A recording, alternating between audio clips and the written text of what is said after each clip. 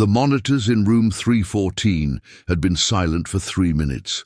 That's when Sergeant Major Rex began to howl, a sound so primal, so heart-wrenching, that it cut through the sterile hum of the VA hospital's critical care unit like a blade through silk. The German shepherd's massive frame trembled beside the hospital bed, his dark eyes fixed on the motionless form of Staff Sergeant Marcus Webb, whose chest had stopped rising 47 seconds ago. Dr. Sarah Chen burst through the door, her sneakers squeaking against the polished linoleum, followed by 2 nurses and a crash cart. But Rex didn't move. The dog's 100-pound body formed a protective barrier between the medical team and his handler, his lips pulled back in a warning that needed no translation. "Get that dog out of here!" Dr. Chen snapped, reaching for the paddles. "Security!"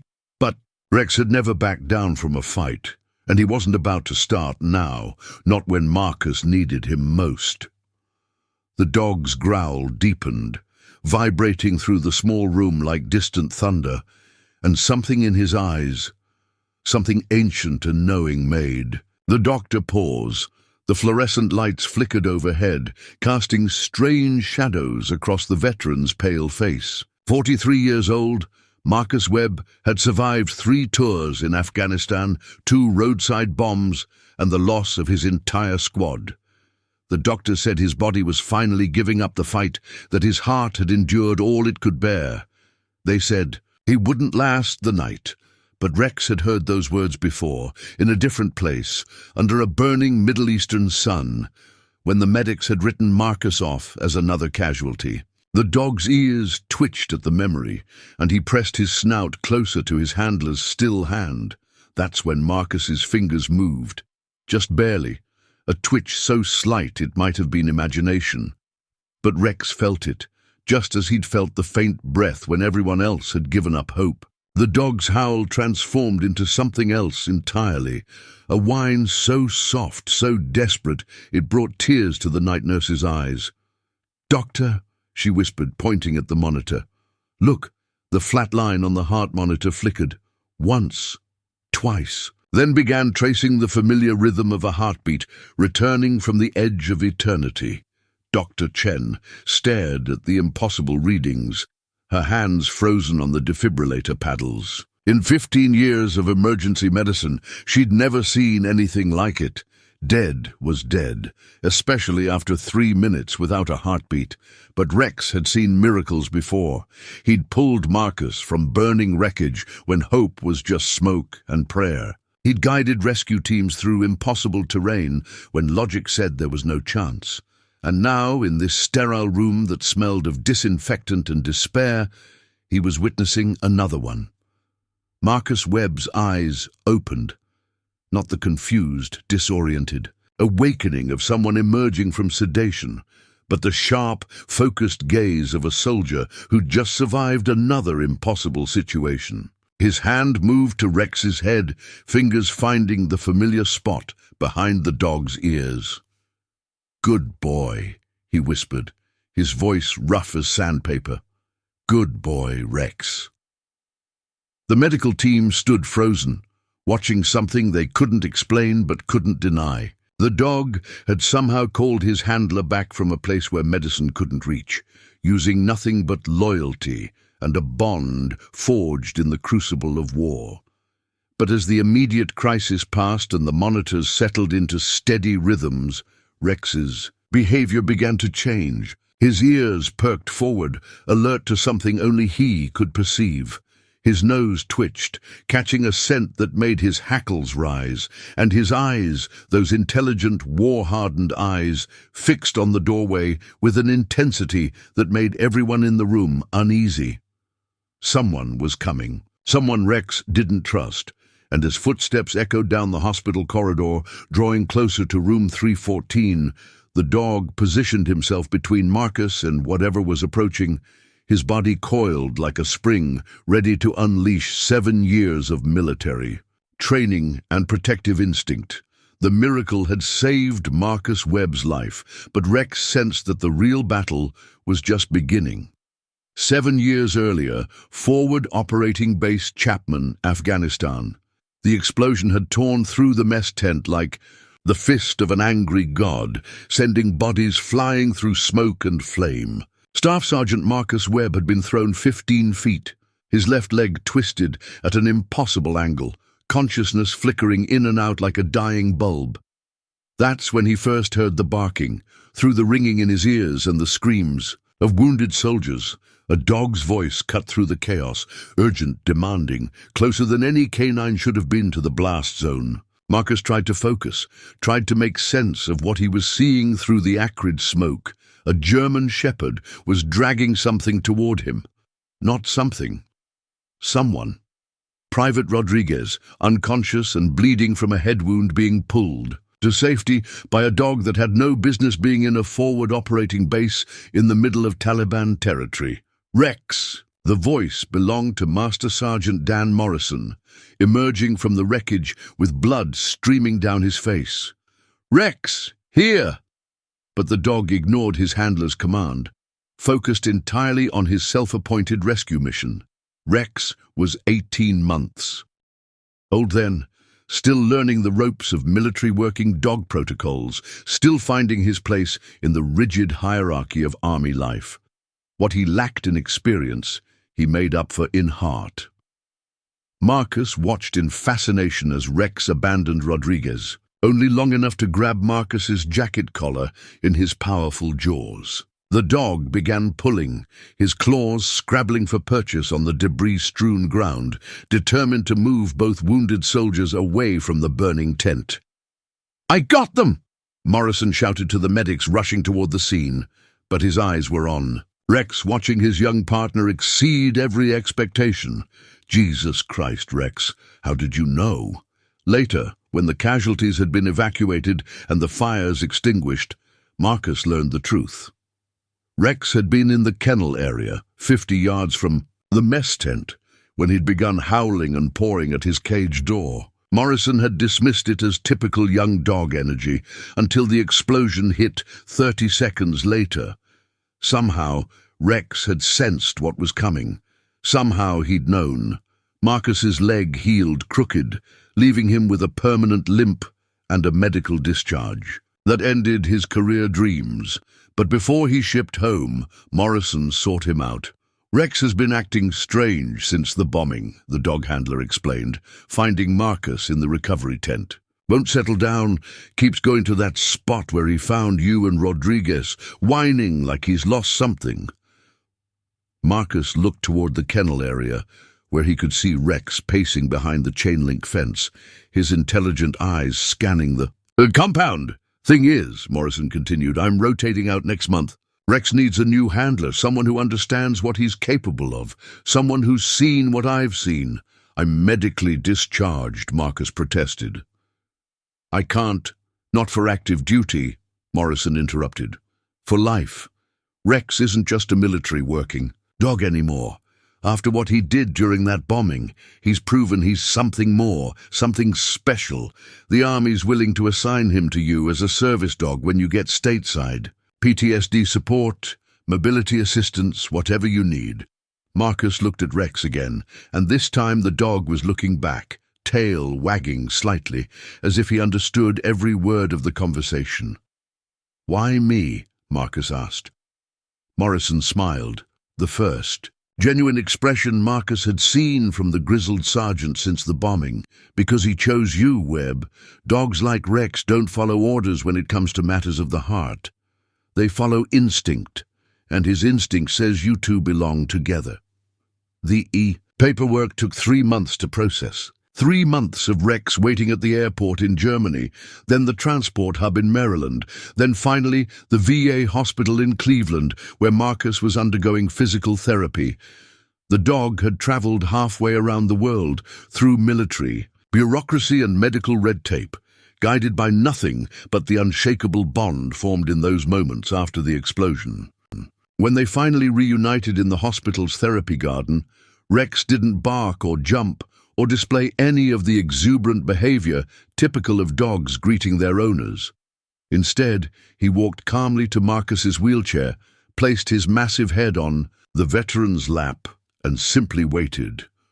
"Welcome home, boy," Marcus whispered, his voice thick with emotions he'd been holding back for months. "Welcome home." The next 5 years were the best of Marcus's life. Rex became his anchor to the world, his reason to get up every morning, his shield against the nightmares that tried to drag him back to that burning tent in Afghanistan.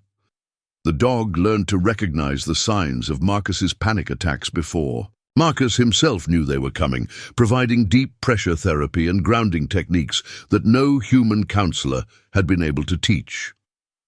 They hiked the Appalachian Trail together, Rex's powerful frame helping Marcus navigate terrain his damaged leg couldn't handle alone. They volunteered at the local VA hospital, where Rex's gentle nature and healing presence brought smiles to the faces of veterans who hadn't smiled in years. They built a life together, man and dog, united by shared trauma and mutual devotion. But trauma has a way of accumulating, like sediment in a riverbed. The nightmares grew worse, the panic attacks came more frequently, and Marcus's heart, already weakened by stress and survivor's guilt, began to fail.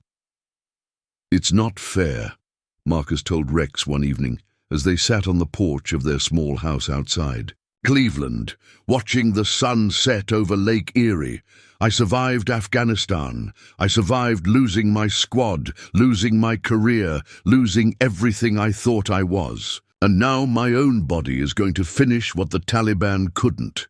Rex lifted his head from Marcus's lap, his dark eyes reflecting understanding that went beyond human language.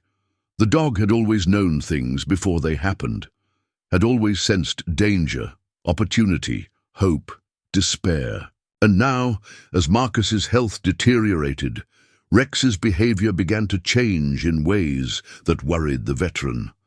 The dog started sleeping pressed against Marcus's chest, his ear positioned over his handler's heart. He refused to leave Marcus's side, even for walks or meals. And sometimes in the middle of the night, Rex would wake suddenly and stare at the bedroom door, growling at shadows that Marcus couldn't see. "What is it, boy?" Marcus would ask, but Rex never answered. He just kept watching, waiting, protecting, as if he knew that the real test of their bond was still to come. The trouble began with the new night nurse. Sandra Hartwell started her shift rotation in the critical care unit on a Tuesday, 3 days after Marcus's miraculous recovery. She was efficient, professional, and according to her personnel file, had 15 years of experience in cardiac care. But from the moment she entered room 314, Rex's behavior changed. The dog's ears flattened against his head, his lips pulled back in a silent snarl. And when Sandra approached Marcus's bed to check his IV, Rex positioned himself between them, hackles raised. "Is he always like this?" Sandra asked, her voice carefully neutral as she kept her distance from the growling. "German Shepherd Rex?" Marcus was still weak, his voice barely above a whisper. "No, he's usually great with medical staff. Rex, down!" But Rex didn't obey. For the first time since their reunion in Germany, the dog ignored a direct command from his handler. Instead, he pressed closer to Marcus's bedside, his body language screaming territorial protection. Dr. Chen, making her evening rounds, paused in the doorway. "We might need to restrict the dog's visiting hours if he's going to be aggressive with staff." "He's not aggressive," Marcus protested, though even he was puzzled by Rex's behavior. "He's just protective. Give him time to adjust." But as the days passed, Rex's suspicion of Sandra Hartwell only intensified. The dog would track her movements with laser focus, his nose twitching as if he detected something foul in her scent. When she reached for Marcus's medication chart, Rex would step forward, forcing her to back away. When she tried to adjust his IV drip, Rex would growl low in his throat. "This is unacceptable," Sandra complained to the charge nurse. "I can't do my job with that animal threatening me." "He's a service dog," the charge nurse replied. "Legally, we can't. I don't care what he is legally. I care about patient safety. What if he bites someone?" But Rex had never bitten anyone. Not in 7 years of military service, not in 5 years as a PTSD support animal, not even during his most frightened moments in Afghanistan. His training was too thorough, his nature too gentle. So why was he acting like Sandra Hartwell posed? A mortal threat. The answer came in fragments, pieces of a puzzle that only Rex seemed able to perceive. First, there was the scent. Dogs can detect changes in human body chemistry that indicate illness, stress, deception, even criminal intent. Rex's nose was trained to identify explosives, drugs, and weapons, but it had also learned to recognize the subtle chemical signatures of trustworthy versus dangerous humans. Sandra Hartwell's scent triggered every alarm in Rex's sophisticated, olfactory system. Then there were the sounds. Sandra's footsteps were wrong, too quiet, too measured, like someone trying not to be noticed. Her breathing pattern was controlled, artificial, the way people breathe when they're consciously managing their stress response. And when she thought no one was listening, Rex could hear her making phone calls in languages that weren't English. Finally, there was the timing. Rex had an internal clock honed by years of military precision. He knew when shift changes occurred, when medications were due, when doctors made their rounds. But Sandra's schedule was erratic. She showed up at odd hours, stayed late when she wasn't supposed to be working, and had access to parts of the hospital that weren't part of her assigned duties. "Something's not right about her," Marcus confided to his day nurse, Ellen Rodriguez. Rex has never acted like this before. Ellen had worked in the VA hospital for 12 years.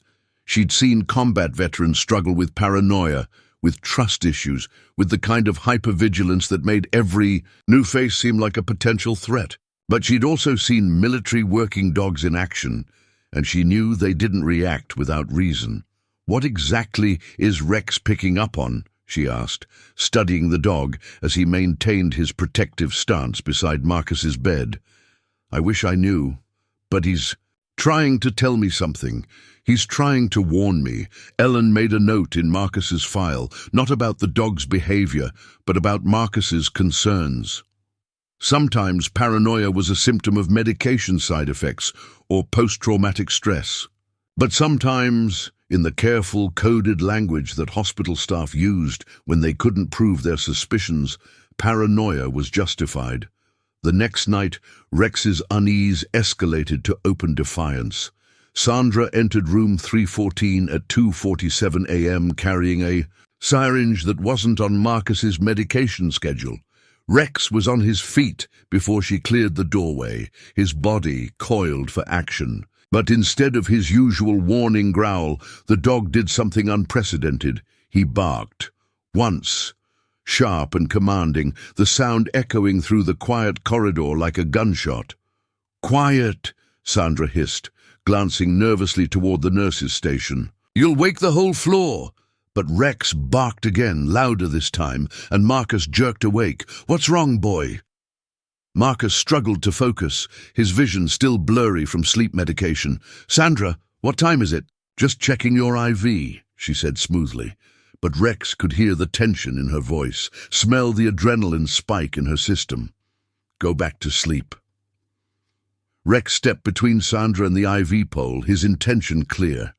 She would not touch Marcus's medication. She would not inject whatever was in that syringe. She would not harm his handler while Rex drew breath. "Dr. Chen needs to see this," Ellen Rodriguez said from the doorway, where she'd appeared in response to Rex's barking. "Sandra, what's that syringe for?" "Pain medication," Sandra replied, but her hand was trembling. "Dr. Chen ordered it." "Dr. Chen went home 3 hours ago," Ellen said quietly, "and Marcus is already on a pain management protocol. Why don't you come with me? We need to talk." As the two nurses left the room, Rex remained at attention, his senses still screaming danger. The immediate threat had passed, but he could smell Sandra's fear, her anger, her desperation. This wasn't over. Marcus reached down to stroke Rex's head, his own heart racing from the adrenaline surge. "What did you just save me from, boy?" "Rex," looked up at his handler, his dark eyes reflecting knowledge that went beyond human understanding. He'd sensed the danger before it materialized, just as he'd sensed the roadside bomb in Afghanistan, just as he'd known Marcus was dying 3 days ago. But this time, the threat wasn't random violence or medical emergency. This time, someone was deliberately trying to hurt Marcus Webb. Someone who walked the hospital corridors with legitimate access and professional credentials. Someone who wouldn't give up just because a dog had exposed their first attempt. Rex settled beside Marcus's bed, but his eyes remained fixed on the door. Tomorrow would bring new dangers, new tests of his ability to protect the man who'd given him purpose and love. The dog's training told him to stay alert, to trust his instincts, to never let his guard down, because in the sterile, fluorescent-lit world of the VA hospital where healing was supposed to happen, someone was hunting, and Rex was the only thing standing between the hunter and his prey. The memory hit Marcus like shrapnel, sharp and unexpected, triggered by the scent of Sandra Hartwell's perfume lingering in room 314, Kabul, 2019. The government building where American contractors met with Afghan officials to discuss infrastructure projects. Marcus had been there as security, part of a small team protecting civilian engineers who were trying to rebuild what war had destroyed. The meeting had seemed routine until Rex, still a young military working dog then, had started acting strangely around one of the interpreters, Fatima Naziri, mid-30s, impeccable credentials, fluent in 6 languages. She'd been vetted by military intelligence, approved by the State Department, trusted with sensitive information about American operations in the region. But Rex hadn't trusted her at all. The dog had exhibited the same behavior then that he was showing now. The flattened ears, the protective positioning, the refusal to let her near the American personnel. Marcus had dismissed it as typical military dog suspicion of locals, a prejudice born from too many encounters with enemy combatants disguised as civilians. He'd been wrong. 2 weeks later, intelligence intercepted communications revealing that Fatima Naziri was feeding information to Taliban fighters, providing them with American patrol routes, safe house locations, and the names of Afghan civilians who were cooperating with coalition forces. The betrayal had cost lives, American soldiers and Afghan civilians who'd trusted the wrong person with their safety. Rex had known. Somehow, the dog had detected the deception that had fooled human intelligence analysts, polygraph tests, and background investigations. Now, lying in his hospital bed and watching Rex maintain his vigil at the door, Marcus wondered if his partner was picking up on the same kind of deadly deception. "Ellen," he called when the day nurse came to check his vitals. "I need to ask you something about Sandra Hartwell." Ellen glanced around the room, making sure they were alone. "What do you want to know? How long has she worked here? Where did she come from?" "She started about 6 months ago, transferred from a hospital in Detroit, I think." "Why?" "Rex doesn't trust her, and Rex has never been wrong about people." Ellen sat down in the visitor's chair, her expression serious. "Marcus, I'm going to tell you something, but you didn't hear it from me. Sandra's been flagged by administration. There have been irregularities." "What kind of irregularities?" "Medication discrepancies, equipment that goes missing from her assigned areas, patient complaints about feeling disoriented after she's been caring for them." Ellen lowered her voice. "And there was an incident at her previous hospital. A veteran died under suspicious circumstances while she was on duty." Marcus felt ice form in his stomach. "They're investigating her, quietly. But these things take time, and hospital administration moves slowly. They need solid evidence before they can take action against a licensed nurse." Rex's ears perked up at the sound of footsteps in the corridor. Not Sandra's careful, measured pace, but the confident stride of someone with legitimate business in the critical care unit. Dr. Chen appeared in the doorway, her expression troubled. "Marcus, I need to ask you about last night. Sandra Hartwell filed a complaint saying your dog was aggressive and threatening. She's requesting that Rex be banned from the hospital." "Rex wasn't aggressive," Marcus protested. "He was protecting me. Dr. Chen, I think Sandra was trying to give me something that wasn't prescribed. That's a serious accusation. Rex has military training in threat detection. In Afghanistan, he saved lives by identifying dangerous people before they could act. If he's reacting to Sandra the way he is, there's a reason." Dr. Chen studied Rex, who was watching the conversation with intense interest. "Military working dogs do have extraordinary sensory capabilities," she admitted, "but we can't run a hospital based on animal instincts." "What if those instincts are right?" Ellen interjected. "What if Rex is detecting something we're missing?" Before Dr. Chen could respond, Rex suddenly stood and walked to the window. His hackles rose and he began to growl, not at someone in the room, but at something outside. Marcus followed the dog's gaze and saw Sandra Hartwell in the parking lot below, talking on her cell phone. Even from the fourth floor, he could see the tension in her body language, the aggressive gestures she was making. "She's not supposed to be here today," Ellen said, checking the duty roster. "She's not scheduled until tomorrow night." Dr. Chen moved to the window, her medical training warring with her growing suspicion. Why would she come to the hospital on her day off?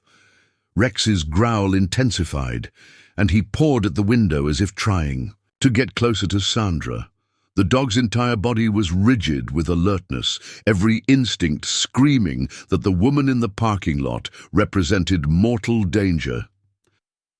"There's something else," Ellen said reluctantly. "The patient who died at Sandra's previous hospital? His name was James Mitchell. He was a veteran, like Marcus. Gulf War, decorated for valor. He died of what appeared to be heart failure, but his family insisted he was recovering well before his last shift with Sandra." Marcus felt the blood drain from his face. "How did he die officially? Cardiac arrest. But there were questions about medication levels in his system, drugs that weren't on his prescribed list. The hospital settled with his family out of court." Dr. Chen was quiet for a long moment, watching Sandra pace in the parking lot below. "I'm going to review Marcus's medication chart," she said finally, "and I'm going to request Sandra's complete personnel file from Detroit. Rex turned from the window and looked directly at Dr. Chen, his tail wagging once, a sign of approval that didn't go unnoticed. "In the meantime," Dr. Chen continued, "I'm assigning Rex a temporary therapy animal clearance. He can stay with Marcus around the clock as long as he doesn't interfere with medical care." "Thank you," Marcus said, relief flooding through him. But as Dr. Chen left to make her inquiries, Marcus couldn't shake the feeling that they were running out of time. Sandra Hartwell was still out there, still had access to the hospital, still posed whatever threat Rex was detecting. And if Ellen was right about the pattern, if Sandra had killed before, then Marcus might not be her first target in this hospital. He might just be her next one. Rex returned to his position beside the bed, but his attention remained focused on the parking lot. The dog's instincts were screaming that the danger was escalating, that Sandra's phone call was some kind of signal or coordination. In Afghanistan, Rex had learned to recognize the signs that preceded an attack. The sudden stillness, the way enemies positioned themselves, the chemical signatures of fear and determination that preceded violence. He was detecting all of those signs now, in the sterile corridors of a place that was supposed to be dedicated to healing. The war had followed them home.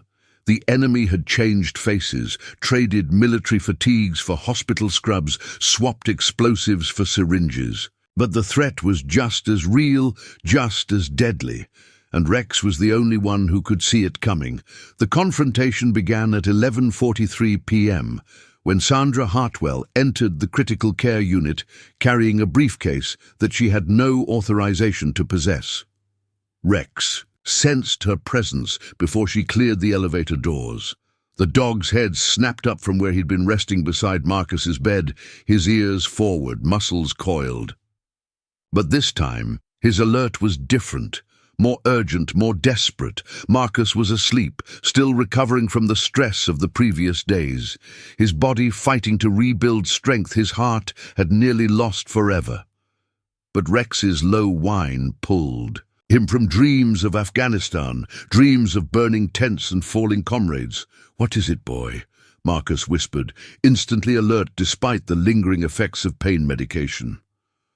Rex moved to the door, his nose pressed against the crack where it met the floor. His hackles rose, and Marcus could see the dog's entire body trembling, not with fear, but with barely contained aggression. Footsteps in the corridor, quiet, measured but moving with purpose toward room 314. Marcus reached for the call button, but Rex's sharp bark stopped him. The dog was trying to communicate something urgent, his dark eyes locked on Marcus's face with an intensity that demanded attention. "You want me to be quiet," Marcus realized. "You want her to think I'm asleep." Rex's tail wagged once, confirmation. The footsteps paused outside the door. Marcus closed his eyes and regulated his breathing, feigning sleep, while Rex positioned himself in the shadows beside the medical equipment cart. Sandra entered the room like a ghost, her movements fluid and practiced. She'd done this before, Marcus realized. The way she avoided the creaky floorboard near the window, the way she navigated around the furniture without turning on the lights. This was the behavior of someone who'd perfected the art of moving. Unseen through hospital rooms, the briefcase made a soft click as she opened it. In the dim light from the corridor, Marcus could see her removing something. Not a syringe this time, but a small electronic device with wires and clips. His heart monitor. She was going to tamper with his heart monitor. Rex moved like liquid shadow, positioning himself between Sandra and the monitoring equipment. But he didn't attack. Didn't bark, didn't give away their advantage. The dog had learned patience in Afghanistan, had learned that sometimes the best defense was to watch and wait for the perfect moment to strike. Sandra attached her device to the back of Marcus's heart monitor, her fingers working with practiced efficiency. Marcus caught a glimpse of digital readouts, programming sequences, the kind of sophisticated electronics that suggested military or intelligence training. She was going to make it look like his heart had failed naturally. The device would simulate the electrical patterns of cardiac arrest while keeping him alive just long enough for the medical team to arrive and find him dead from apparent natural causes. The perfect murder, disguised as medical misfortune. "Sleep." "Well, Sergeant Webb," she whispered, her voice carrying the trace of an accent Marcus couldn't quite place. "Your service to your country is finally complete." That's when Rex struck. Not with violence, but with precision. The dog's massive paw knocked Sandra's briefcase to the floor, spilling its contents across the linoleum with a crash that echoed through the quiet unit. Syringes, vials of medication, electronic components, and documents scattered everywhere. Sandra spun around, her professional mask finally slipping to reveal something cold and calculating underneath. "You stupid animal," she hissed, reaching for something in her pocket. But Rex was already moving, placing himself between Sandra and Marcus. His lips pulled back in a snarl that promised violence if she took another step toward the bed. "Help!" Marcus shouted, his voice carrying down the corridor. "Help me!" Lights flickered on throughout the unit. Footsteps pounded toward room 314. Sandra looked at the scattered evidence, at Rex's protective stance, at Marcus's wide-awake eyes, and made a decision that confirmed every suspicion the dog had harbored. She ran, not the hurried exit of someone who'd been caught in an embarrassing mistake, but the tactical retreat of someone whose cover had been blown. She left the briefcase, left the evidence, left everything except the small device she clutched in her hand as she sprinted toward the emergency stairs. Dr. Chen was the first to reach the room, followed by 3 nurses and a security guard. They stopped in the doorway, taking in the scene. Marcus, fully awake and alert, Rex standing at attention beside scattered medical equipment and enough evidence of attempted murder to fill a police report. "Call the police," Dr. Chen said quietly. "And security needs to lock down the hospital. She's still in the building." But even as alarms began to sound throughout the facility, Marcus knew they were too late. Sandra Hartwell, if that was even her real name, had vanished into the maze of corridors, stairwells, and service tunnels that connected the sprawling hospital complex. Rex whined and pawed at the scattered documents from the briefcase. When Ellen knelt to examine them, her face went pale. "These are patient files," she said. "James Mitchell from Detroit, Robert Carmichael from Phoenix, David Santos from Tampa, Sarah Chen. There are at least 8 names here. 8 veterans." Marcus said, the horrible realization washing over him. She's been killing veterans, moving from hospital to hospital, targeting patients who wouldn't be missed, whose deaths would be attributed to service-related health issues. Dr. Chen was already on her phone with hospital administration, but Marcus could see in her eyes that the immediate danger had passed, only to reveal something far more terrifying. Sandra Hartwell wasn't just a rogue nurse with a grudge. She was part of something larger, something organized, something that required resources and coordination and a level of planning that suggested institutional support. Rex moved to the window and looked out at the parking lot, his body language tense with frustration. The dog's superior senses could probably still detect Sandra's scent trail, could probably track her if given the opportunity. But hospital regulations and human limitations meant that the one individual most capable of finding her was trapped in a 4th-floor room, reduced to the role of witness rather than hunter. "She'll be back," Marcus said, reaching down to stroke Rex's head. "This isn't over." Dr. Chen looked up from her phone call. "Security is conducting a room-by-room search. The police are on their way. She can't just disappear. She's done this before," Marcus interrupted. 8 times that we know of. She's had practice. Disappearing. Rex's ears suddenly perked up, and he began to growl. Not at the door this time, but at the ceiling. The dog was tracking something.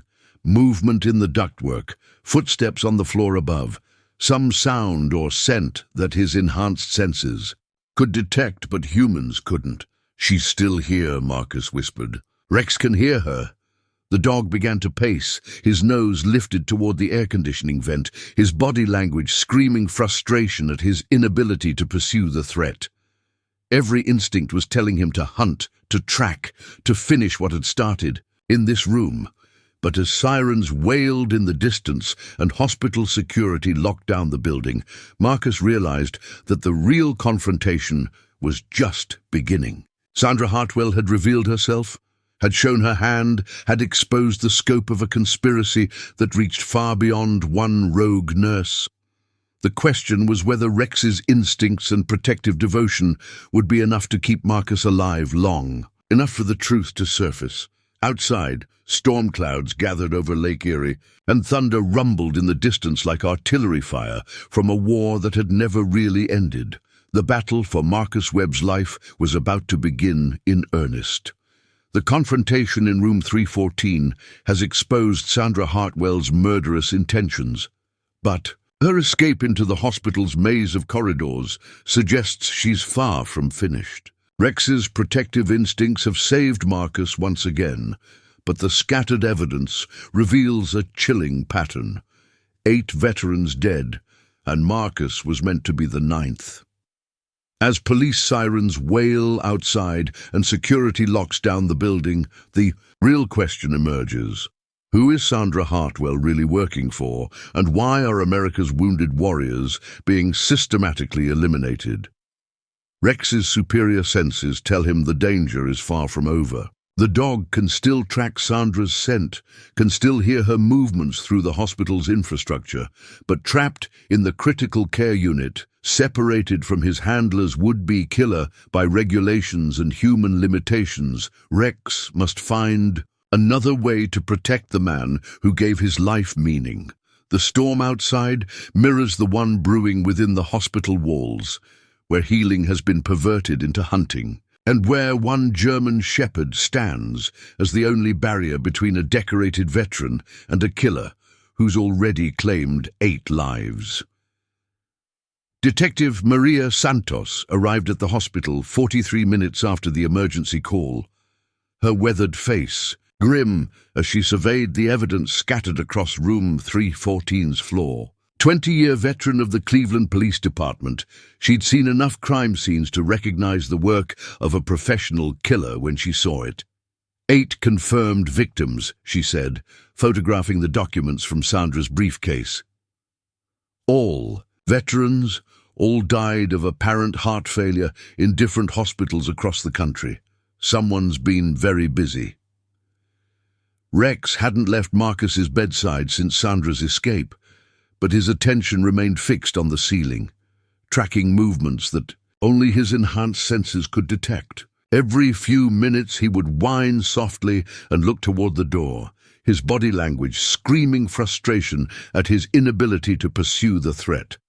"She's still in the building," Marcus said, watching his partner's behavior. "Rex can track her, but he can't leave me unprotected." Detective Santos looked at the German shepherd with new interest. "Military working dog, 7 years active duty, 5 years as my service dog. He's never been wrong about danger." The detective's phone buzzed with a text message that made her frown. Hospital security found something in the basement.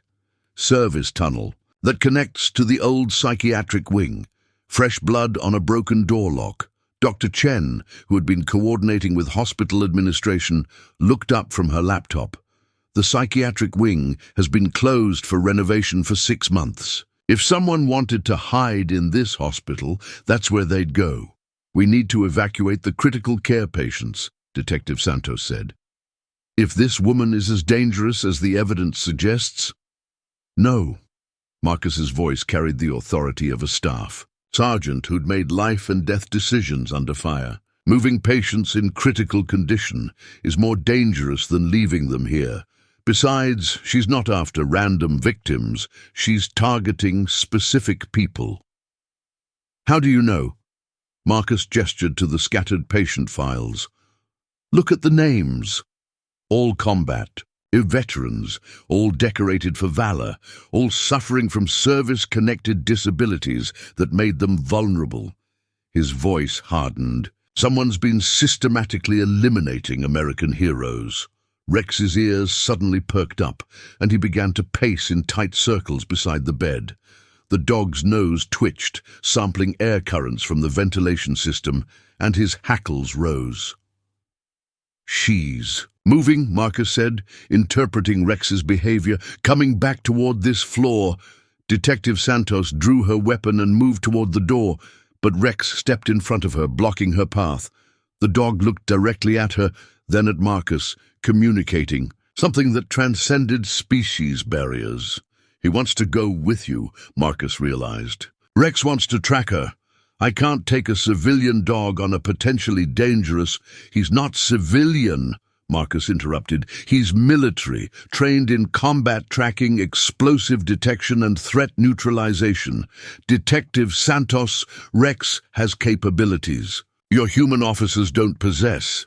The detective studied the German shepherd's alert posture, weighing regulations against practical necessity. "If I take him, who protects you?"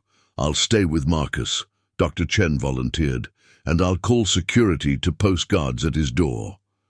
Rex whined and pressed his nose against Marcus's hand, the eternal conflict between duty and devotion playing out in his dark eyes. In Afghanistan, he'd learned to follow orders, to trust his handler's judgment, to suppress his protective instincts when the mission required it. But this wasn't Afghanistan. This was about Marcus, about the man who'd given him purpose after the war, about a bond that transcended military protocol. "Go, boy," Marcus whispered, his voice thick with emotion. "Find her. Stop her." Rex hesitated for one more moment, then padded to Detective Santos's side. The dog looked back once at Marcus, his tail wagging slightly, a promise that he would return. The hunt began in the basement service tunnels, where Rex's nose immediately picked up Sandra's scent trail. The German Shepherd moved with purpose through the maze of pipes and electrical conduits, his powerful frame navigating spaces barely wide enough for a human to pass through. "Jesus," Detective Santos muttered, following the dog through a particularly narrow passage. How does he know where he's going? Rex had been trained to track through urban environments, to follow scent trails through buildings compromised by explosions, fire, and chemical contamination. The hospital's basement was child's play compared to the bombed-out structures of Kabul and Kandahar. The trail led to the abandoned psychiatric wing, where renovation work had left the area in controlled chaos. Exposed wiring hung from ceiling tiles, plastic sheeting covered doorways, and construction equipment created perfect hiding spots for someone who didn't want to be found. Rex stopped at a stairwell door, his body tense with alertness. His nose worked the air currents, and he looked back at Detective Santos with an expression that needed no translation. "She's close." That's when they heard the voice. "Detective Santos, I presume." Sandra Hartwell stepped out of the shadows 20 feet away, no longer disguised by hospital scrubs. She wore tactical clothing now, black fatigues that spoke of military training, and her hands were steady despite the circumstances. "I was wondering when Cleveland's finest would arrive. Sandra Hartwell, you're under arrest for—" "My name isn't Sandra Hartwell." The woman's accent was stronger now, no longer hidden by the careful diction of a medical professional. "It's Captain Elena Volkov, formerly of the GRU, currently freelance, Russian military intelligence." Detective Santos felt ice form in her stomach as the scope of the conspiracy became clear. "You're assassinating American veterans on behalf of a foreign government, not a government," Volkov corrected. "A private organization with very specific interests. These men were all witnesses to operations that certain parties would prefer remained classified." Rex's growl filled the narrow space, and Volkov's eyes shifted to the German Shepherd with genuine interest. Remarkable animal. His reputation preceded him, the dog that could sense danger before it materialized, that saved lives through some preternatural ability to detect threats. She smiled coldly. That's why Sergeant Webb had to die. Not for what he saw in Afghanistan, but for what his partner might detect about future operations. The pieces clicked into place in Detective Santos's mind. You weren't just killing witnesses. You were eliminating military working dogs, and their headless K9 units represent an unknown variable in covert operations. A dog that can detect deception, that can sense hostile intent, that can identify foreign operatives. Such animals pose unacceptable risks to certain activities. Rex took a step forward, his body language shifting from alert to aggressive.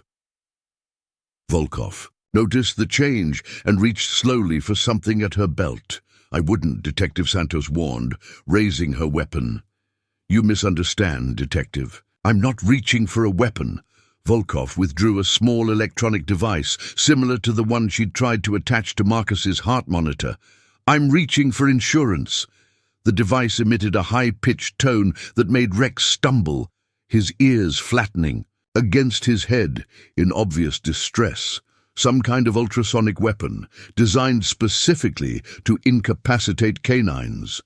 "Military working dogs have one weakness," Volkov explained as Rex whined and shook his head, trying to escape the painful sound. "Their superior hearing makes them vulnerable to acoustic attacks." Detective Santos fired twice, but Volkov had already moved. disappearing into the construction maze with the fluid grace of someone trained in urban warfare. The electronic device clattered to the floor, its painful emission finally silenced. Rex recovered immediately, shaking off the effects of the acoustic attack and resuming his pursuit. But now the hunt had changed. Volkov wasn't just running, she was leading them somewhere specific. It's a trap, Detective Santos realized, but Rex was already moving deeper into the abandoned wing, following a scent trail that grew stronger with each step. The trail led to the old hydrotherapy room, where industrial-sized bathtubs and water treatment equipment created a labyrinth of hiding spots. Rex paused at the entrance, his nose working the air currents, and Detective Santos could see the conflict in the dog's body language. The scent trail continued into the room, but Rex's instincts were screaming danger. "What is it, boy?" Detective Santos whispered. Rex whined and pawed at the floor, trying to communicate something urgent. Then Detective Santos saw it. Fresh scratches in the linoleum, marking where something heavy had been dragged across the floor. And the smell beneath. The musty odor of abandonment, something chemical, something that made her eyes water. Gas, she realized, just as Volkov's voice echoed from speakers hidden throughout the room. "Goodbye, Detective. And goodbye to the famous Sergeant Major Rex. Your legend dies here." The hiss of escaping gas filled the air, and Detective Santos grabbed Rex's collar, pulling him toward the exit.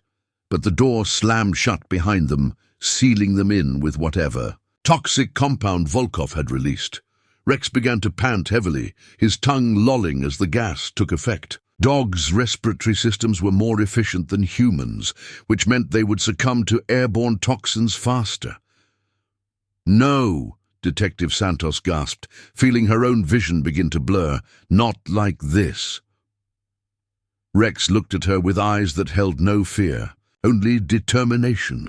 The dog had faced death before, in burning tents and explosive-rigged buildings, always putting the mission before his own survival. But this time, the mission wasn't military victory or tactical advantage.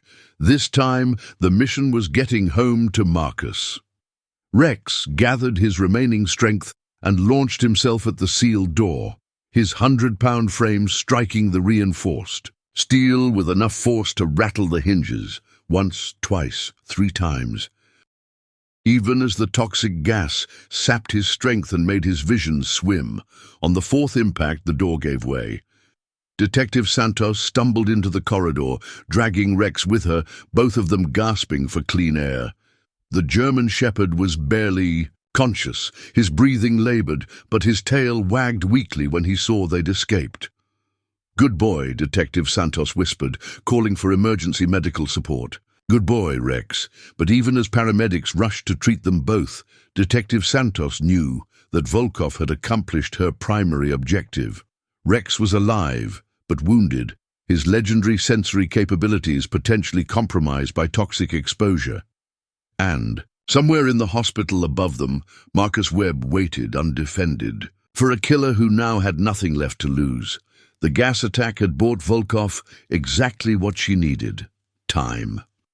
While paramedics treated Rex and Detective Santos in the basement, the Russian operative made her way back to the critical care unit, through service corridors that hospital security hadn't thought to monitor. Her original plan, the subtle elimination that would be attributed to natural causes, was no longer possible. But sometimes direct action was more satisfying than deception. She reached room 314 at 3:17 a.m. when the skeleton night crew was spread thin across the hospital's multiple wings. The security guard posted at Marcus's door had been called away to assist with the basement emergency, leaving only Dr. Chen and a single nurse to protect the veteran who'd become the focal point of an international conspiracy. Marcus was awake, had been since the moment Rex left with Detective Santos. The bond between handler and dog meant he could sense when his partner was in distress, and the gas attack had felt like a physical blow to his own chest. "Something's happened to Rex," he told Dr. Chen, his voice tight with worry. The paramedics are taking good care of him, she assured him, but Marcus could hear the uncertainty in her tone. That's when the lights went out. Not a power failure. The emergency lighting kicked in immediately, bathing the corridor in red illumination that turned the hospital into something from a nightmare. Someone had deliberately cut power to the critical care unit, isolating it from the hospital's main security systems. "She's coming," Marcus whispered, his military training taking over despite his physical weakness. "Dr. Chen, you need to get out of here. I'm not leaving my patient. This isn't about medicine anymore. This is about war." Volkov appeared in the doorway like a spectre, backlit by the emergency lighting, her tactical gear making her look more like a commando than a nurse. She'd abandoned all pretense now, revealing herself as the trained killer. "She'd always been Sergeant Webb," she said, her voice carrying that trace of Russian accent that explained so much. "I apologize for the deception, but circumstances have forced me to abandon subtlety." "Who are you working for?" Marcus demanded, struggling to sit up in bed despite the weakness that still plagued his recovering heart. "Does it matter? There are parties who profit from instability, who benefit when military assets become unreliable. Dogs like Rex represent unpredictable variables in carefully planned operations." Dr. Chen stepped between Volkov and the bed, her small frame dwarfed by the Russian operative's imposing presence. "Security is on the way. You can't. Security is dealing with a chemical emergency in the basement. I have approximately 8 minutes before they realize the true nature of tonight's events." Volkov raised her hand, revealing a syringe filled with clear liquid. "This will be much faster than my original plan. Potassium chloride, injected directly into your IV line. Your heart will stop within seconds, and it will appear to be a natural cardiac arrest brought on by the stress of tonight's excitement."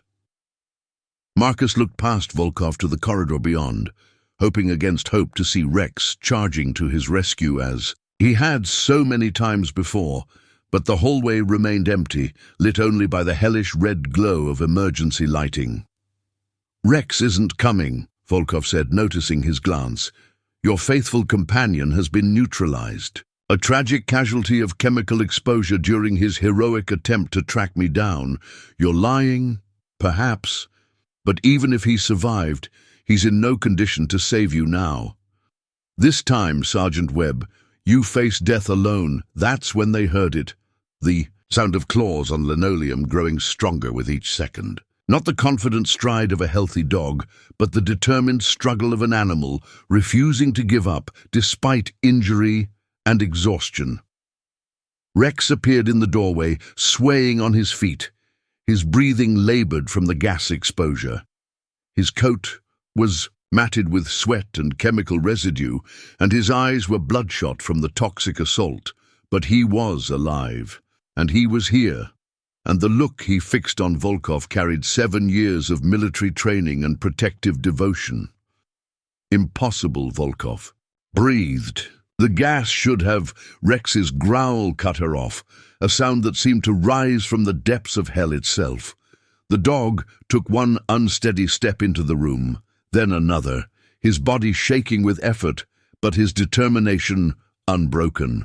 "Rex," Marcus called, and the dog's tail wagged once, a signal that despite his injuries, his loyalty remained intact.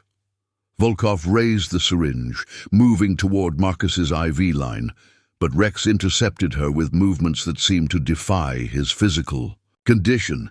The dog's teeth clamped down on her wrist, not hard enough to cause permanent damage, but with sufficient force to make her drop the deadly injection. "Get off me!" Volkov snarled, trying to shake free from Rex's grip, but the German shepherd held on, drawing on reserves of strength that came from something deeper than physical conditioning. Dr. Chen rushed to Marcus's bedside, checking his vital signs as the confrontation played out beside them. "Your heart rate spiking," she warned. "Too much stress could. Rex needs me." Marcus interrupted, struggling to swing his legs over the side of the bed. "I won't let him fight alone." Volkov managed to break, free from Rex's grip, but the dog immediately positioned himself between her and Marcus, hackles raised, despite his obvious weakness. The Russian operative reached for a backup weapon, a combat knife that gleamed red in the emergency lighting. "So be it," she said. "If I can't complete the mission cleanly, I'll finish it any way necessary." She lunged forward, but Rex was ready. Years of combat training took over, and despite his injuries, the German Shepherd moved with lethal precision. His powerful frame collided with Volkov's, sending them both crashing to the floor in a tangle of snarling fury and desperate violence. The knife skittered across the linoleum, coming to rest near Marcus's feet. The veteran grabbed it, his hands shaking from adrenaline and cardiac stress, and tried to stand. "Marcus, no!" Dr. Chen warned. "Your heart can't take this kind of strain." But Marcus was already moving, driven by the same protective instinct that had carried Rex through 7 years of military service. His partner was hurt, fighting an enemy that threatened everything they'd built together, and no amount of physical weakness would keep him from joining the battle. Volkov managed to pin Rex beneath her, her hands closing around the dog's throat. But Marcus was there before she could finish what she'd started. The knife pressed against her neck, and the cold steel made her freeze. "Let him go," Marcus commanded, his voice carrying the authority of a combat veteran who'd survived 3 tours in hell. Volkov released Rex and slowly raised her hands, but her eyes held the calculating look of someone still searching for an advantage. "You won't kill me, Sergeant. It's not in your nature." "You're right," Marcus admitted, "but Rex has different rules of engagement." The German Shepherd had regained his feet, and despite his injuries, his posture made Volkov's intentions clear. She could surrender, or she could face an animal trained to neutralize threats with extreme prejudice. "Wise choice," she said, settling back against the wall as sirens wailed in the distance. Real sirens this time, not another deception. "Detective." Santos appeared in the doorway, supported by 2 paramedics, but conscious and armed. "Elena Volkov, you're under arrest for the murders of 8 American veterans and the attempted murder of Marcus Webb." As the handcuffs clicked into place, Volkov looked at Rex with something that might have been respect. "Remarkable animal," she said. "I underestimated the power of loyalty." Rex collapsed beside Marcus's bed, his strength finally exhausted, but his tail wagged weakly as his handler's hand found the familiar spot behind his ears. "Good boy," Marcus whispered, tears streaming down his face. "Good boy, Rex. Good boy, Rex." The story broke on national news within hours of Volkov's arrest, sending shockwaves through the veteran community and beyond. Russian operative targets American war heroes dominated headlines, but it was the accompanying footage, security camera, video of Rex's heroic pursuit despite gas poisoning, that captured the public's imagination. The Cleveland VA hospital's lobby filled with flowers, cards, and donations for Rex's medical care. Veterans from across the country called to share their own stories of military working dogs who'd saved their lives, protected their units, and provided comfort during the darkest moments of service. "This isn't just about one dog," retired Colonel Patricia Williams told CNN from the hospital's press conference room. "This is about the thousands of military working dogs who've served alongside our troops, who've detected explosives, tracked enemies, and provided companionship in impossible circumstances. Rex represents all of them." Dr. Chen, now the hospital's chief of staff after her role in exposing the conspiracy, provided updates on both patients. Sergeant Webb's heart function has actually improved since the night of the confrontation. Sometimes having something to fight for is the best medicine we can provide. Rex's recovery was more complicated. The gas exposure had damaged his respiratory system, and the physical stress of the final confrontation had taken a toll on his aging frame. But the German shepherd's spirit remained unbroken, and his bond with Marcus seemed to strengthen with each passing day. Dogs don't understand national security or international conspiracies, veterinary specialist Dr. Amanda Foster explained to reporters. Rex's actions weren't motivated by patriotism or politics. They were motivated by love, pure, unconditional love for the human who gave his life meaning. The investigation revealed the scope of Volkov's network. Working for a private military contractor with ties to several hostile nations, she'd been part of a systematic effort to eliminate military working dog teams whose capabilities posed threats to future covert operations. The 8 veterans she'd murdered were chosen not just for what they'd witnessed, but for the exceptional abilities of their canine partners. Rex wasn't just Marcus's service dog, FBI Special Agent Jennifer Torres revealed during a classified briefing. He was considered one of the most capable military working dogs of his generation. His ability to detect threats, track enemies, and sense danger made him a priority target for elimination. The conspiracy reached higher than anyone had imagined. Defense contractors, foreign intelligence services, and corrupt officials had worked together to identify and eliminate the most effective canine teams from recent conflicts. Rex and Marcus had survived not through luck, but through the unbreakable bond that made them stronger together than apart. This case has exposed a vulnerability we never considered, Defense Secretary Robert Martinez admitted during congressional testimony. Our military working dogs and their handlers represent irreplaceable assets, and we must do more to protect them both during and after their service. The public response was overwhelming. A GoFundMe campaign for Rex's medical expenses raised over $2 million in the first week. Publishers offered book deals for Marcus's story. Hollywood producers called with movie proposals. But through it all, the veteran and his dog remained focused on what mattered most: each other. Rex doesn't care about fame or money, Marcus told the assembled reporters during his first press conference since the attack. He cares about duty, loyalty, and the mission. Right now, his mission is getting well enough to come home with me. The question of Rex's long-term prognosis remained uncertain. The gas exposure had accelerated the aging process that already challenged the 11-year-old German Shepherd. But Dr. Foster was cautiously optimistic, noting that Rex's will to live seemed to transcend normal medical expectations. "I've seen this before with military working dogs," she explained. "They have a sense of purpose that sustains them through injuries that would devastate other animals. Rex knows Marcus needs him, and that knowledge is powerful medicine." The story resonated far beyond the veteran community. Children sent drawings of Rex to the hospital.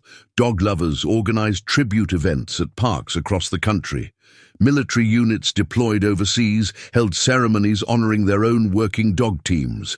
But perhaps the most meaningful response came from the families of Volkov's previous victims. 8 families who'd lost fathers, brothers, and sons to what they'd believed were natural deaths now had answers, closure, and justice.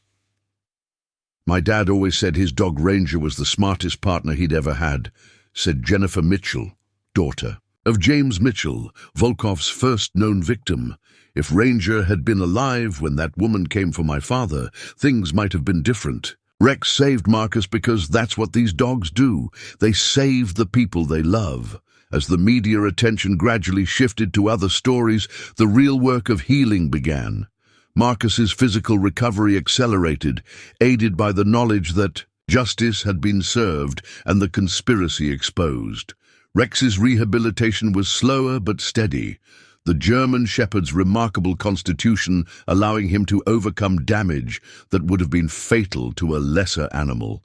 The bond between them, tested by war, strengthened by service, and proven in the sterile corridors of a hospital, had survived its ultimate trial. They were going home together, scarred but unbroken, ready to face whatever challenges awaited them. 6 months after the confrontation with Elena Volkov, Marcus Webb stood in his backyard, watching Rex chase a tennis ball across the grass with something approaching his old enthusiasm.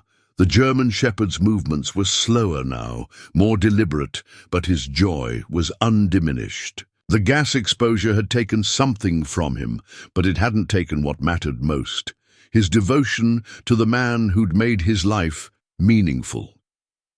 The house in Lakewood had been transformed by the generosity of strangers who'd been moved by their story. A new wheelchair ramp led to the front door, though Marcus needed it less frequently as his heart grew stronger. The backyard had been landscaped with dog-friendly plants and a small memorial garden dedicated to military working dogs who hadn't made it home.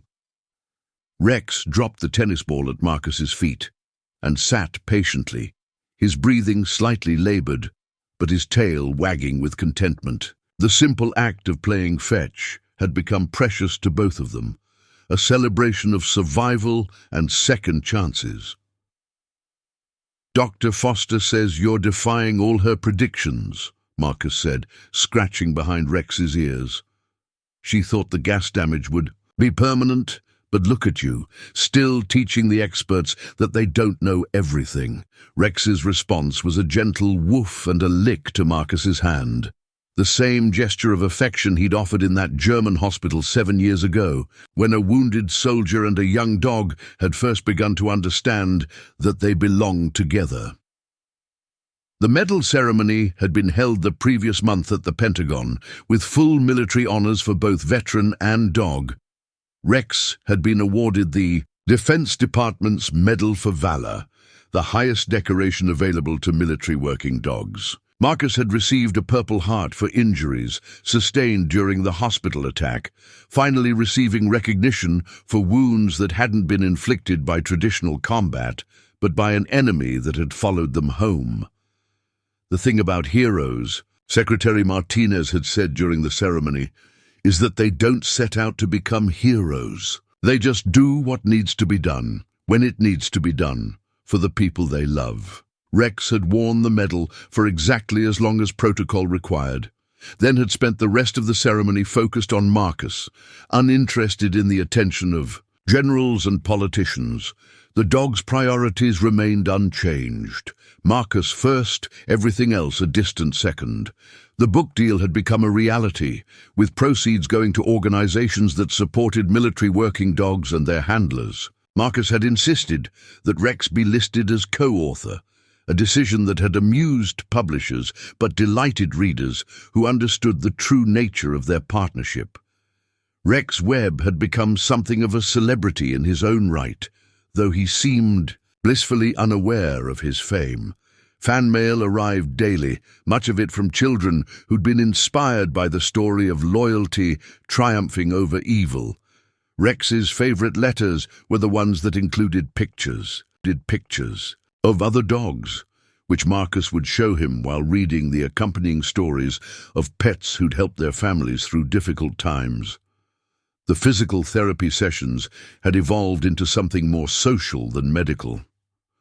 Rex accompanied Marcus to the VA hospital twice a week, not as a patient, but as an unofficial therapy animal for other veterans struggling with injuries, PTSD, and the challenge of reintegrating into civilian life.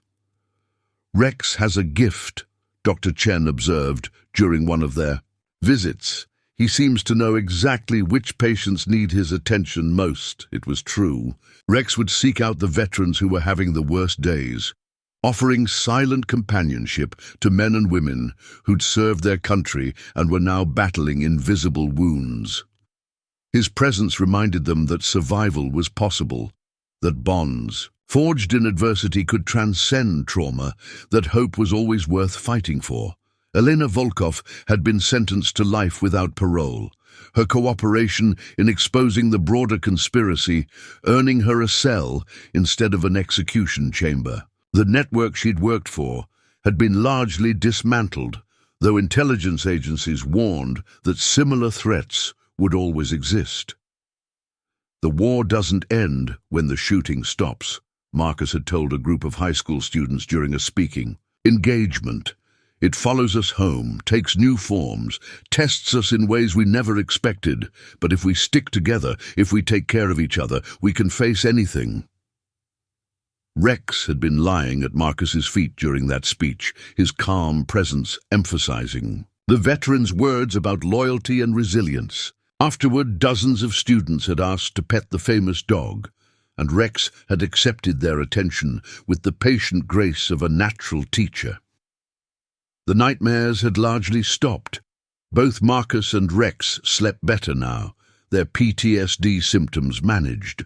Through a combination of medication, therapy, and the simple comfort of knowing they'd faced their worst fears and survived. The burning tent in Afghanistan still haunted Marcus's dreams occasionally, but now those nightmares ended differently, with Rex leading him to safety, with both of them emerging into sunlight instead of smoke. As summer turned to autumn, Marcus began to notice subtle changes in Rex's behavior. The dog tired more easily, slept longer, and sometimes seemed to be looking at things only he could see. Dr. Foster was honest about the prognosis. Rex had exceeded all expectations, but the combination of age, war injuries, and gas exposure was taking its inevitable toll. "How long?" Marcus asked during their last appointment. "With Rex, I've learned not to make predictions," Dr. Foster replied. "He survived things that should have killed him multiple times over." "But Marcus, you need to start thinking about quality of life, about making sure his remaining time is filled with everything that makes him happy." That evening, Marcus sat on his porch with Rex beside him, watching the sun set over Lake Erie. The same lake they'd looked at together 5 years ago, when Marcus had been struggling with his own mortality. Now the tables were turned, and Marcus found himself trying to prepare for a loss he couldn't imagine surviving. "You've done enough, boy," he whispered, his hand resting on Rex's head. "You've saved my life more times than I can count. You've served your country, protected innocent people, shown the world what loyalty looks like. If you're tired, if you're ready to rest, I understand." Rex lifted his head and looked at Marcus with eyes that held infinite wisdom and love. The dog's tail wagged once, a gentle acknowledgement of the conversation, but his gaze held no resignation. There was still work to do, still purpose to fulfill, still a handler who needed protecting. 2 weeks later, Marcus received a call that would test their bond one final time. A young veteran named David Chen, Dr. Sarah Chen's nephew, had been severely injured in a training accident at Fort Bragg. He was being transferred to the Cleveland VA, paralyzed from the waist down, struggling with depression and thoughts of suicide. "He's asked specifically for Rex," Dr. Chen explained. "David read your book, followed your story, and he believes that if Rex could save you, maybe there's hope for him too." Marcus looked at Rex, who had perked up at the mention of work, of purpose, of another person who needed saving. The German. Shepard's tail was wagging, and his eyes held the same alertness they'd shown in Afghanistan when lives were on the line. "What do you think, boy?" Marcus asked. "One more mission?" Rex's answer was to stand and walk to the door, ready to serve, ready to heal, ready to prove once again that love was stronger than despair. As they drove to the hospital together, Marcus realized that this was how their story was meant to end, not with retirement or rest, but with service. Rex had taught him that true heroism wasn't about glory or recognition, but about showing up when people needed you most, about putting others before yourself, about never giving up on the bonds that gave life meaning. Whatever time they had left, they would spend it together, serving others, proving that the partnership forged in war could create peace in the hearts of those who'd lost hope. 1 year later, the memorial service was held on a crisp October morning, with autumn leaves falling like benedictions across the cemetery grounds. Hundreds of people gathered to pay their respects to Sergeant Major Rex, military working dog, hero, and friend to all who'd known him. Marcus stood at the podium, Rex's medals displayed on a small table beside the simple wooden casket. The German shepherd had passed peacefully in his sleep 3 days earlier, his head resting on Marcus's lap, his final breath a gentle sigh of contentment. Rex never understood that he was famous, Marcus began, his voice steady despite the tears. In his eyes, he never knew that his story inspired millions of people around the world. All he knew was duty, loyalty, and love. He knew that his job was to take care of the people who needed him, and he never stopped doing that job, not even when it cost him everything. The crowd included veterans from every branch of service, children who'd been inspired by Rex's story, and dozens of military working dogs with their handlers. David Chen sat in the front row, his service dog, a young German shepherd named Hope, alert at his side. Rex had spent his final months working with David, helping the young veteran find reasons to live, to fight, to believe in tomorrow. 3 nights ago, Rex woke me up at 300 hours, Marcus continued. He looked at me with those wise old eyes, and I knew what he was trying to tell me. He'd completed his mission. He'd served with honor, protected those he loved, and helped heal wounds that medicine couldn't touch. He was ready to stand down. Marcus paused, looking out at the sea of faces, people whose lives had been touched by a dog, who'd understood that true strength came from the size of your heart, not the power of your bite. Rex taught me that courage isn't the absence of fear. It's loving someone so much that you refuse to let fear win. He taught me that loyalty isn't blind obedience. It's choosing to stand by someone when they need you most. And he taught me that heroes don't need to be perfect. They just need to care more about others than they care about themselves. The honor guard fired their 3-volley salute, and a bugler played taps as Rex's casket was lowered into the ground. Marcus scattered dirt from the hills of Afghanistan, soil that Rex had walked as a young dog, when he'd first learned what it meant to save lives and serve with honor. As the ceremony concluded and people began to drift away, Marcus remained beside the grave, unwilling to leave his partner for the last time. That's when he noticed something that made his heart skip. Fresh flowers placed by the headstone, flowers that hadn't been there during the service.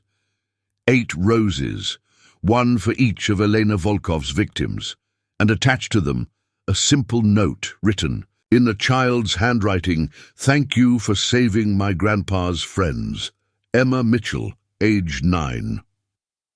Marcus smiled through his tears, understanding that Rex's legacy would continue in ways neither of them had imagined. The dog, who'd learned to save lives in the mountains of Afghanistan, had taught the world that love was stronger than hate, that loyalty could transcend death, and that true heroes were measured not by their victories, but by their willingness to sacrifice for others. As Marcus walked away from the cemetery, he carried with him the knowledge that Rex's greatest gift hadn't been his ability to detect danger or track enemies. It had been his capacity to see the best in people, to believe in second chances, and to never give up on the bonds that made life worth living.